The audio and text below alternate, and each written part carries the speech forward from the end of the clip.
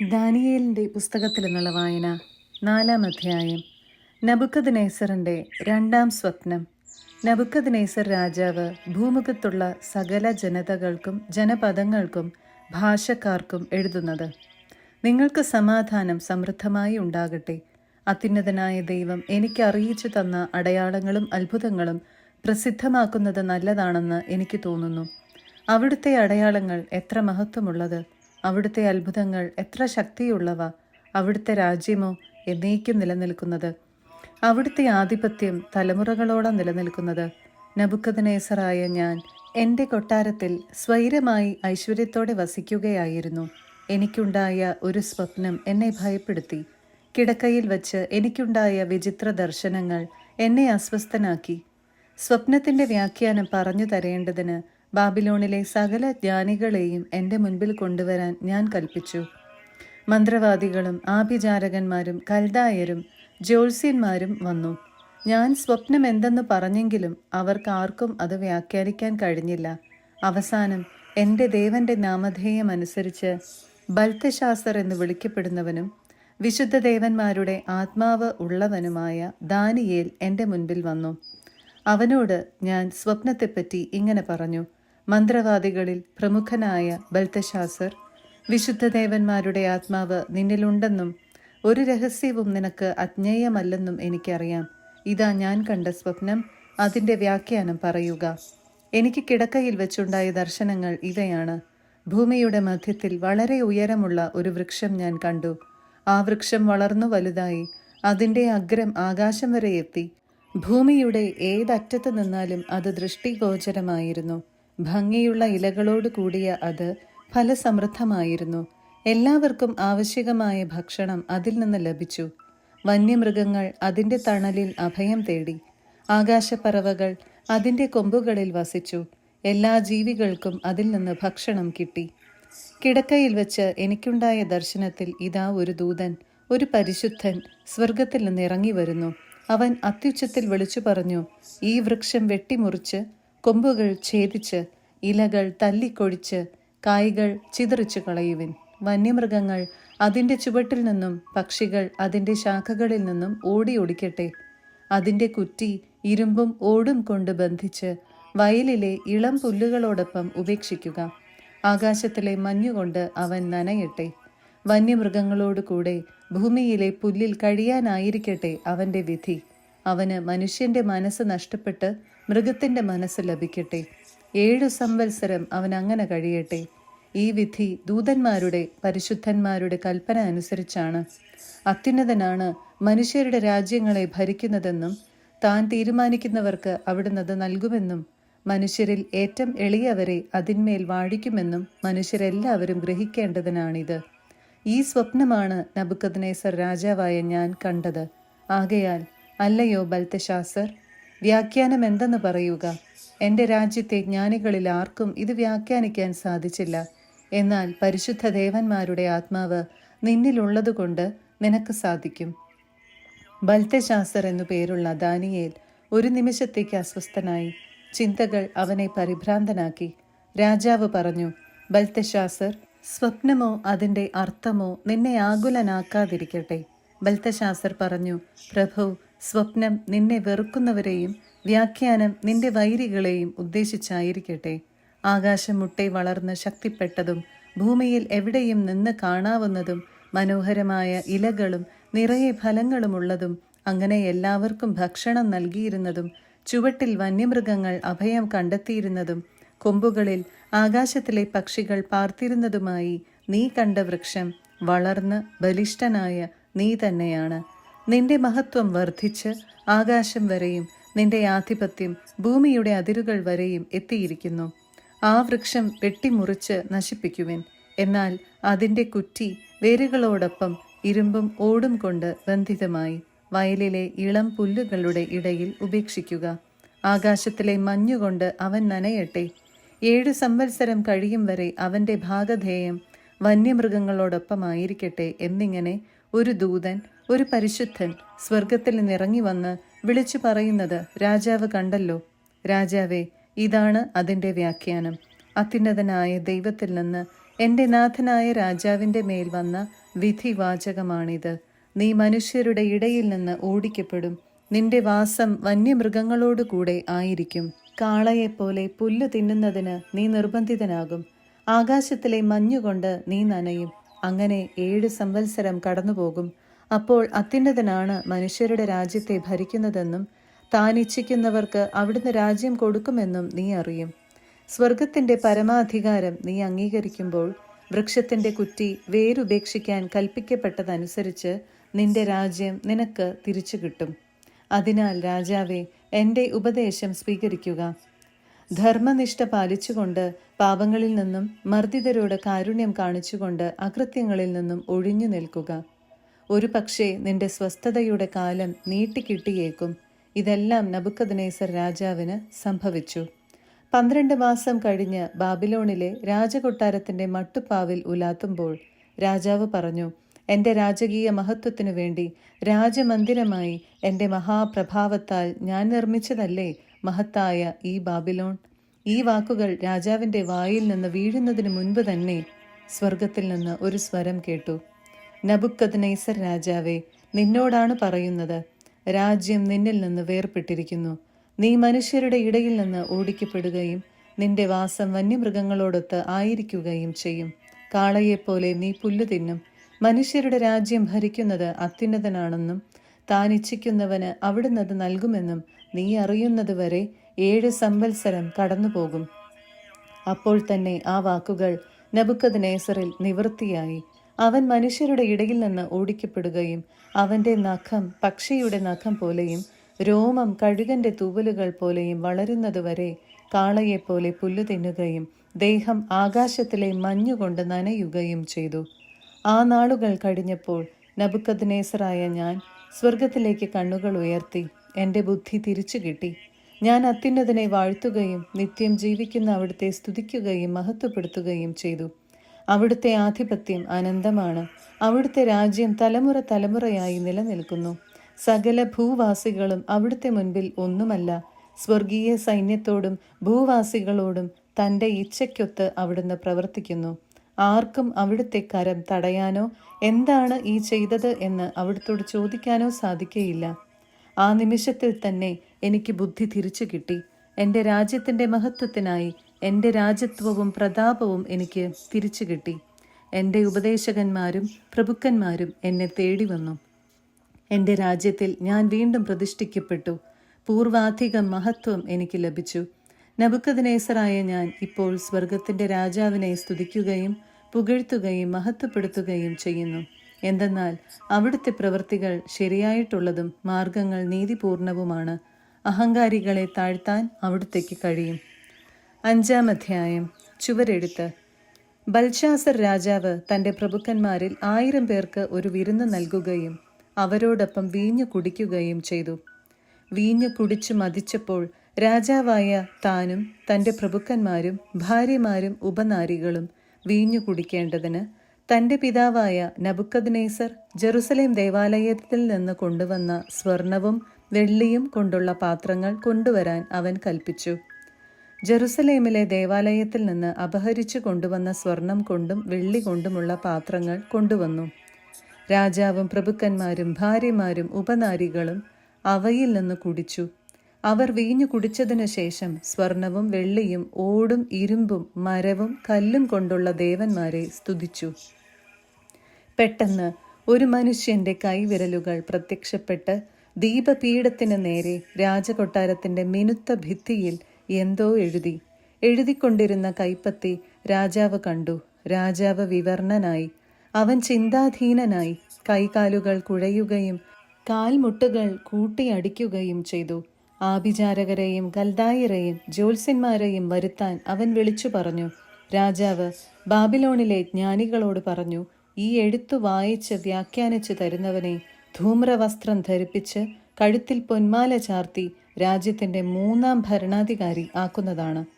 രാജാവിൻ്റെ ജ്ഞാനികളെല്ലാം എത്തിയെങ്കിലും അവർക്കാർക്കും എഴുത്തു വായിക്കാനോ വ്യാഖ്യാനിക്കാനോ കഴിഞ്ഞില്ല. അപ്പോൾ ബൽഷാസർ രാജാവ് അത്യന്തം അസ്വസ്ഥനായി. അവൻ വിവർണനായി. അവൻ്റെ പ്രഭുക്കന്മാരും പരിഭ്രാന്തരായി.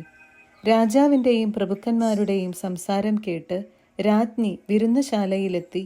അവൾ പറഞ്ഞു, രാജാവ് നീണാൾ വാഴട്ടെ. നിന്റെ വിചാരങ്ങൾ നിന്നെ അസ്വസ്ഥനാക്കുകയോ നിന്നെ വിവർണനാക്കുകയോ ചെയ്യാതിരിക്കട്ടെ. നിന്റെ രാജ്യത്ത് വിശുദ്ധദേവന്മാരുടെ ആത്മാവുള്ള ഒരുവനുണ്ട്. നിന്റെ പിതാവിൻ്റെ കാലത്ത് ദേവന്മാരുടേതുപോലുള്ള തെളിഞ്ഞ ജ്ഞാനവും അറിവും അവനിൽ കാണപ്പെട്ടിരുന്നു. അസാധാരണമായ ബുദ്ധിയും വിജ്ഞാനവും, സ്വപ്നങ്ങൾ വ്യാഖ്യാനിക്കാനും ഗൂഢാർത്ഥവാക്യങ്ങൾ വിശദീകരിക്കാനും പ്രശ്നങ്ങൾ പരിഹരിക്കാനും വേണ്ട അറിവും താൻ ബൽത്തശാസർ എന്ന് വിളിച്ചിരുന്ന ദാനിയേൽ എന്നവനിൽ ഉണ്ടെന്ന് കണ്ട് അങ്ങയുടെ പിതാവായ നബുക്കദ്നേസർ രാജാവ് അവനെ മന്ത്രവാദികളുടെയും ആഭിചാരകരുടെയും കൽദായരുടെയും ജ്യോത്സ്യരുടെയും തലവനാക്കിയിരുന്നു. ഇപ്പോൾ ദാനിയേലിനെ വിളിക്കുക, അവൻ വ്യാഖ്യാനം അറിയിക്കും. ദാനിയേലിനെ രാജസന്നിധിയിൽ കൊണ്ടുവന്നു. രാജാവ് ദാനിയേലിനോട് ചോദിച്ചു, രാജാവായ എൻ്റെ പിതാവ് യൂദായിൽ നിന്ന് കൊണ്ടുവന്ന യഹൂദ പ്രവാസികളിൽ ഒരുവനായ ദാനിയേൽ നീ തന്നെയാണല്ലോ. വിശുദ്ധദേവന്മാരുടെ ആത്മാവ് നിന്നിലുണ്ടെന്നും തെളിഞ്ഞ ബുദ്ധിയും ജ്ഞാനവും നിനക്കുണ്ടെന്നും ഞാൻ കേട്ടിട്ടുണ്ട്. ഈ എഴുത്ത് വായിച്ച് അതിൻ്റെ അർത്ഥം പറയുന്നതിനു വേണ്ടി ജ്ഞാനികളെയും ആഭിചാരകന്മാരെയും എൻ്റെ മുൻപിൽ കൊണ്ടുവന്നു.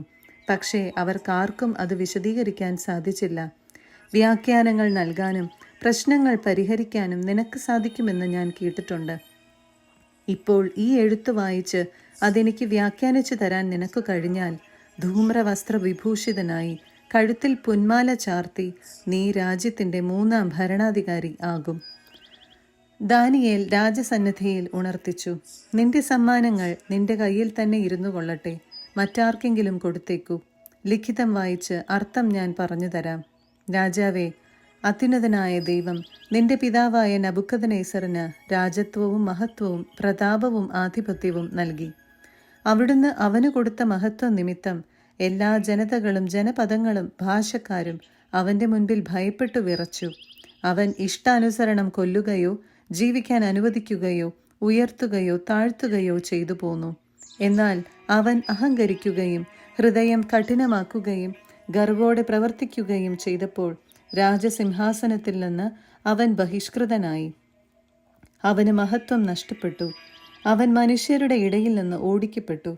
അവൻ്റെ മനസ്സ് മൃഗതുല്യമായി. അവൻ്റെ വാസം കാട്ടുകഴുതകളോടൊത്തായി. അവൻ കാളയെപ്പോലെ പുല്ലു തിന്നു. ആകാശത്തിലെ മഞ്ഞുകൊണ്ട് അവൻ്റെ ദേഹം നനഞ്ഞു. അത്യുന്നതനായ ദൈവമാണ് മനുഷ്യരുടെ രാജ്യം ഭരിക്കുന്നതെന്നും അവിടുന്ന് ഇച്ഛിക്കുന്നവരെയാണ് അധികാരം ഏൽപ്പിക്കുന്നതെന്നും മനസ്സിലാക്കുന്നതുവരെ അവൻ ഇങ്ങനെ കഴിഞ്ഞു. എന്നാൽ അവൻ്റെ പുത്രനായ നീ ഇതെല്ലാം അറിഞ്ഞിട്ടും നിന്റെ ഹൃദയം വിനീതമാക്കിയില്ല. സ്വർഗത്തിൻ്റെ കർത്താവിനെ നീ വെല്ലുവിളിച്ചു. അവിടുത്തെ ആലയത്തിലെ പാത്രങ്ങൾ കൊണ്ടുവന്ന് നീയും നിന്റെ പ്രഭുക്കന്മാരും ഭാര്യമാരും ഉപനാരികളും അവയിൽ വീഞ്ഞു കുടിച്ചു. വെള്ളി, സ്വർണം, ഓട്, ഇരുമ്പ്, മരം, കല്ല് എന്നിവ കൊണ്ടുള്ള കാണാനോ കേൾക്കാനോ അറിയാനോ കഴിവില്ലാത്ത ദേവന്മാരെ നീ സ്തുതിച്ചു. എന്നാൽ നിന്റെ ജീവനെയും നിന്റെ മാർഗങ്ങളെയും നിയന്ത്രിക്കുന്ന ദൈവത്തെ നീ ആദരിച്ചില്ല. അതുകൊണ്ട് അവിടുത്തെ സന്നിധിയിൽ നിന്ന് അയക്കപ്പെട്ട ഒരു കരം ഇത് എഴുതിയിരിക്കുന്നു. ആ ലിഖിതം ഇതാണ്: മെനെ മെനെ തെക്കേൽ പാർസീൻ. ഇതാണ് അർത്ഥം. മെനെ, ദൈവം നിന്റെ രാജ്യത്തിൻ്റെ നാളുകൾ എണ്ണുകയും അതിൻ്റെ അവസാനം കുറിക്കുകയും ചെയ്തിരിക്കുന്നു. തെക്കേൽ, നിന്നെ തുലാസിൽ തൂക്കി കുറവുള്ളവനായി കണ്ടിരിക്കുന്നു. പേരസ്, നിന്റെ രാജ്യം വിഭജിച്ച് മേദിയാക്കാർക്കും പേർഷ്യക്കാർക്കും നൽകിയിരിക്കുന്നു. ബൽഷാസർ കൽപ്പിച്ചതനുസരിച്ച് ദാനിയേലിനെ ധൂമ്രവസ്ത്രം അണിയിക്കുകയും അവൻ്റെ കഴുത്തിൽ പൊന്മാല ചാർത്തുകയും അവൻ രാജ്യത്തിലെ 3ാം ഭരണാധികാരി ആയിരിക്കുമെന്ന് വിളംബരം പുറപ്പെടുവിക്കുകയും ചെയ്തു. അന്ന് രാത്രിയിൽ കൽദായ രാജാവായ ബൽഷാസർ കൊല്ലപ്പെട്ടു. രാജ്യം 62 വയസ്സ് പ്രായമുള്ള മേദിയാക്കാരനായ ദാരിയൂസിന് ലഭിച്ചു. 6-ാം അധ്യായം. ദാനിയേൽ സിംഹക്കുഴിയിൽ. രാജ്യം ഭരിക്കാൻ അതിൻ്റെ എല്ലാ ഭാഗങ്ങളിലുമായി 120 പ്രധാന ദേശാധിപന്മാരെ നിയമിക്കുന്നത് നല്ലതാണെന്ന് ദാരിയൂസിന് തോന്നി. അവരുടെ മേൽ 3 തലവന്മാരെയും അവൻ നിയമിച്ചു. അവരിൽ ഒരുവൻ ദാനിയേലായിരുന്നു. രാജാവിന് നഷ്ടം സംഭവിക്കാതിരിക്കാൻ പ്രധാന ദേശാധിപന്മാർ ഇവരെ കണക്ക് ബോധിപ്പിക്കേണ്ടിയിരുന്നു. അത്ഭുതകരമായ ദൈവിക ചൈതന്യമുണ്ടായിരുന്നതുകൊണ്ട് ദാനിയേൽ മറ്റെല്ലാ തലവന്മാരെയും പ്രധാന ദേശാധിപന്മാരെയും കാൾ ശ്രേഷ്ഠനായി തീർന്നു. തന്റെ രാജ്യം മുഴുവന്റെയും അധികാരിയായി അവനെ നിയമിക്കാൻ രാജാവ് ആലോചിച്ചു. അപ്പോൾ തലവന്മാരും പ്രധാന ദേശാധിപന്മാരും ദാനിയേലിന്റെ മേൽ രാജദ്രോഹ കുറ്റം ആരോപിക്കാൻ പഴുതുനോക്കി. പരാതിക്ക് മതിയായ കാരണമോ കുറ്റമോ കണ്ടെത്താൻ അവർക്ക് സാധിച്ചില്ല. എന്തെന്നാൽ അവൻ വിശ്വസ്തനായിരുന്നു. ഒരു കുറ്റവും അവരവനിൽ കണ്ടില്ല. അപ്പോൾ അവർ പറഞ്ഞു, ഈ ദാനിയേലിൽ അവന്റെ ദൈവത്തിന്റെ നിയമത്തെ സംബന്ധിച്ചല്ലാതെ മറ്റു പരാതിക്ക് കാരണം കണ്ടെത്താൻ നമുക്ക് കഴിയുകയില്ല. ഈ തലവന്മാരും പ്രധാന ദേശാധിപന്മാരും തമ്മിൽ ആലോചിച്ചുറച്ച് രാജാവിന്റെ അടുത്തെത്തി പറഞ്ഞു, ദാരിയൂസ് രാജാവ് നീണാൾ വാഴട്ടെ.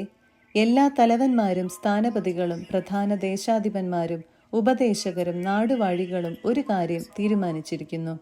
രാജാവേ, അടുത്ത 30 ദിവസത്തേക്ക് നിന്നോടല്ലാതെ മറ്റേതെങ്കിലും ദേവന്മാരോടോ മനുഷ്യരോടോ പ്രാർത്ഥിക്കുന്നവനെ സിംഹങ്ങളുടെ കുഴിയിൽ എറിഞ്ഞുകളയുമെന്ന് ഒരു കൽപ്പന പുറപ്പെടുവിച്ച് നിരോധനം ഏർപ്പെടുത്തണം. രാജാവേ, മേദിയാക്കാരുടെയും പെർഷ്യക്കാരുടെയും നിയമമനുസരിച്ച് മാറ്റം വരുത്തുകയോ ലംഘിക്കുകയോ ചെയ്യാനാവാത്ത ആ നിരോധനാജ്ഞ മുദ്രവെച്ച് സ്ഥിരീകരിക്കണം. ദാരിയൂസ് നിരോധനാജ്ഞയിൽ മുദ്രവെച്ചു. രേഖയിൽ മുദ്രവെച്ചിരിക്കുന്നെന്ന് അറിഞ്ഞ ദാനിയേൽ സ്വഭവനത്തിലേക്ക് പോയി. വീടിന്റെ മുകളിലത്തെ നിലയിൽ ജെറുസലേമിന് നേരെ തുറന്നു കിടക്കുന്ന ജാലകങ്ങൾ ഉണ്ടായിരുന്നു.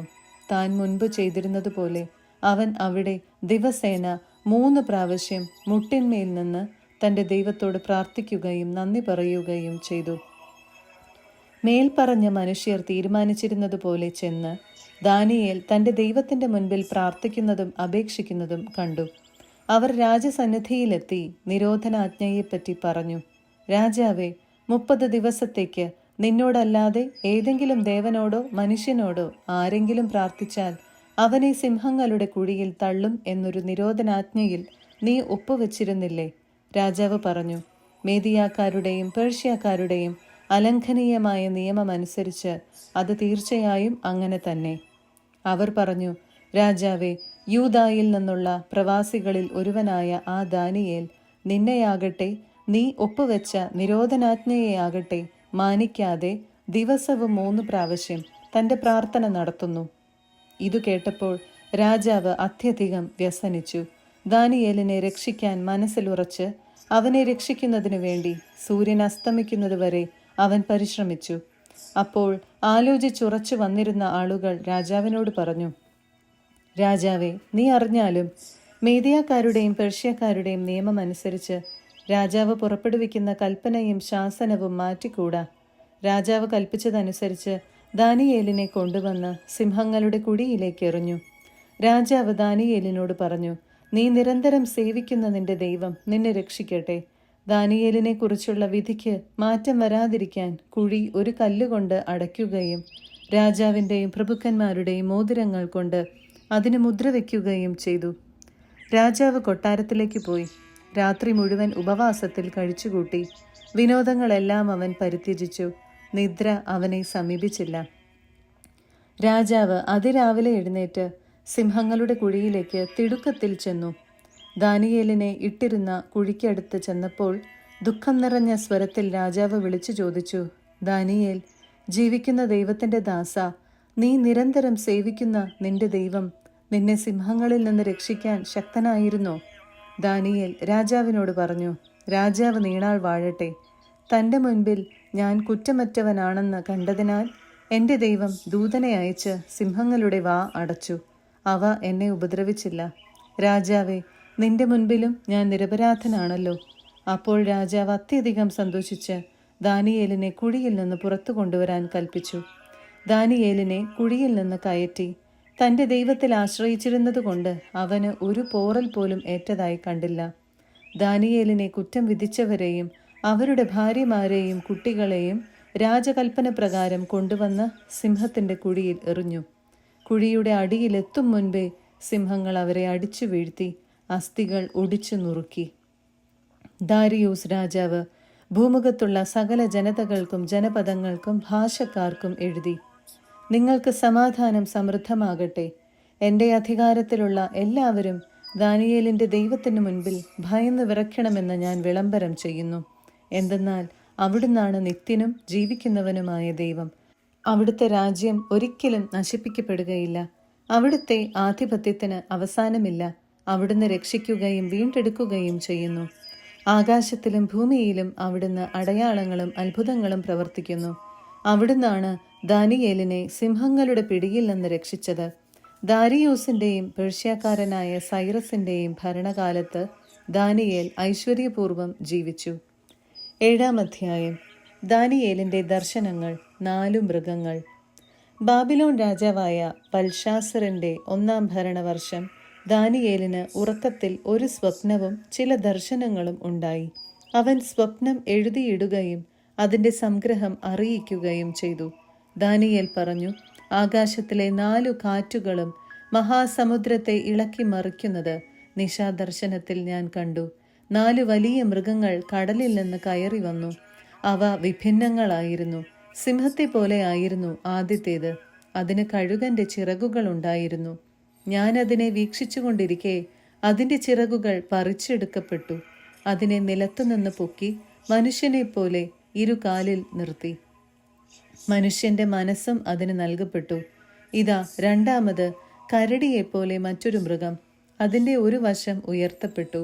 അത് 3 വാരിയെല്ലുകൾ കടിച്ചു പിടിച്ചിരുന്നു. അതിനോട് പറഞ്ഞു, ഇഷ്ടം പോലെ മാംസം തിന്നുകൊള്ളുക.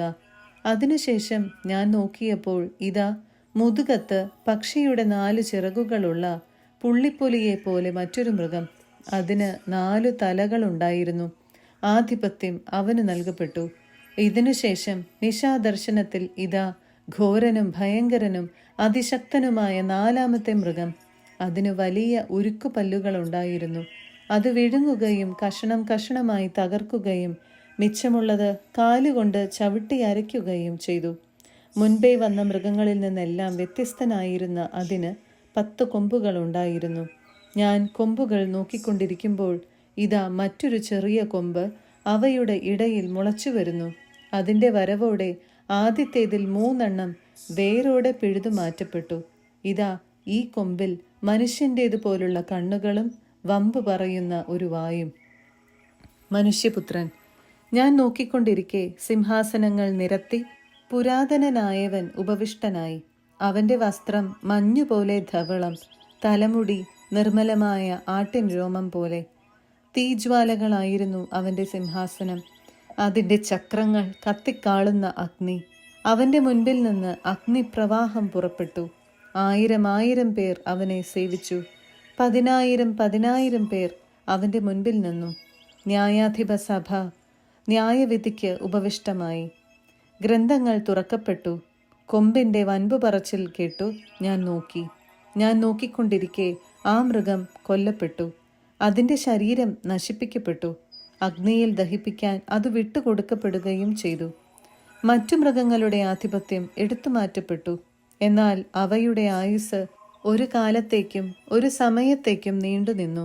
നിശാദർശനത്തിൽ ഞാൻ കണ്ടു, ഇതാ, വാനമേഘങ്ങളോടുകൂടെ മനുഷ്യപുത്രനെ പോലെ ഒരുവൻ വരുന്നു. അവനെ പുരാതനനായവന്റെ മുൻപിൽ ആനയിച്ചു. എല്ലാ ജനതകളും ജനപദങ്ങളും ഭാഷക്കാരും അവനെ സേവിക്കേണ്ടതിന് ആധിപത്യവും മഹത്വവും രാജത്വവും അവന് നൽകി. അവൻ്റെ ആധിപത്യം ശാശ്വതമാണ്. അത് ഒരിക്കലും ഇല്ലാതാവുകയില്ല. അവൻ്റെ രാജത്വം അനശ്വരമാണ്. ഞാൻ ദാനിയേൽ ഉത്കണ്ഠാകുലനായി. ദർശനങ്ങൾ എന്നെ പരിഭ്രാന്തനാക്കി. ഞാൻ അവിടെ നിന്നിരുന്നവരിൽ ഒരുവനെ സമീപിച്ച് ഇതിൻ്റെ എല്ലാം പൊരുളെന്താണെന്ന് ചോദിച്ചു. അതിൻ്റെ വ്യാഖ്യാനം അവൻ എനിക്ക് പറഞ്ഞു തന്നു. ഭൂമിയിൽ നിന്ന് ഉയർന്നു വരുന്ന 4 രാജാക്കന്മാരാണ് ഈ 4 മഹാമൃഗങ്ങൾ. എന്നാൽ അത്യുന്നതന്റെ പരിശുദ്ധർക്ക് രാജ്യം ലഭിക്കുകയും അവർ ആ രാജ്യം എന്നേക്കുമായി അവകാശമാക്കുകയും ചെയ്തു.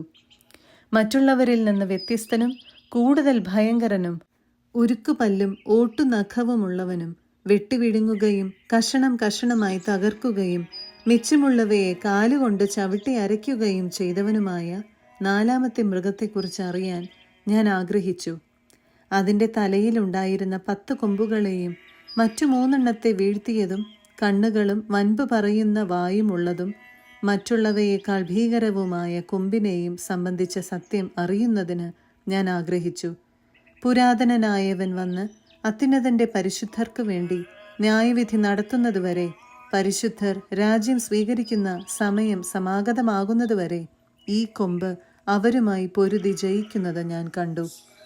അവൻ പറഞ്ഞു, നാലാമത്തെ മൃഗം ഭൂമിയിലെ നാലാമത്തെ ഒരു സാമ്രാജ്യമാണ്. മറ്റെല്ലാ രാജ്യങ്ങളിലും നിന്ന് അത് വ്യത്യസ്തമായിരിക്കും. അത് ഭൂമി മുഴുവൻ വെട്ടി വിഴുങ്ങുകയും ചവിട്ടി മെതിക്കുകയും കഷണം കഷണമായി തകർക്കുകയും ചെയ്യും. ഈ സാമ്രാജ്യത്തിലുള്ള ഉയർന്നു വരുന്ന 10 രാജാക്കന്മാരാണ് 10 കൊമ്പുകൾ. അവർക്കെതിരെ വേറൊരുവൻ അവരുടെ പിന്നാലെ വരും. തൻ്റെ മുൻഗാമികളിൽ നിന്ന് അവൻ ഭിന്നനായിരിക്കും. അവൻ 3 രാജാക്കന്മാരെ താഴെ ഇറക്കും. അവൻ അത്യുന്നതനെതിരെ ദൂഷണം പറയും. അത്യുന്നതന്റെ പരിശുദ്ധരെ അവൻ പീഡിപ്പിക്കും. നിയമങ്ങളും ഉത്സവദിനങ്ങളും മാറ്റുന്നതിന് അവൻ ആലോചിക്കും. സമയവും സമയങ്ങളും സമയത്തിന്റെ പകുതിയും വരെ അവരവന്റെ കൈകളിൽ ഏൽപ്പിക്കപ്പെടും. എന്നാൽ ന്യായാധിപ സഭ വിധി പ്രസ്താവിക്കാൻ ഉപവിഷ്ടമാവുകയും അവന്റെ ആധിപത്യം എടുത്തു മാറ്റപ്പെടുകയും ചെയ്യും. പൂർണ്ണമായി ദഹിപ്പിച്ച് നശിപ്പിക്കേണ്ടതിന് തന്നെ. ആകാശത്തിന് കീഴുള്ള സകല രാജ്യങ്ങളുടെയും രാജത്വവും ആധിപത്യവും മഹത്വവും അത്യുന്നതന്റെ പരിശുദ്ധന്മാർക്ക് നൽകപ്പെടും. അവരുടെ രാജ്യം ശാശ്വതമാണ്. എല്ലാ ആധിപത്യങ്ങളും അവരെ സേവിക്കുകയും അനുസരിക്കുകയും ചെയ്യും. ഇത്രയുമാണ് ദർശനത്തിന്റെ വിശദീകരണം. ഞാൻ ദാനിയേൽ എൻ്റെ വിചാരങ്ങൾ നിമിത്തം പരിഭ്രാന്തനായി, ഞാൻ വിവരണനായി, എല്ലാം ഞാൻ മനസ്സിൽ സൂക്ഷിച്ചു.